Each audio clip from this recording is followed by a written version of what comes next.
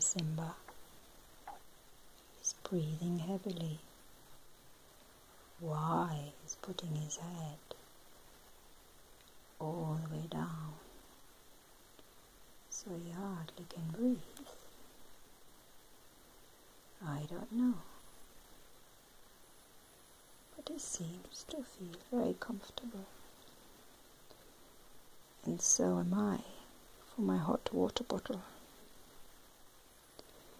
Thank goodness I can write my book on gadgets, so I can just stay put with Timothy on the beanbag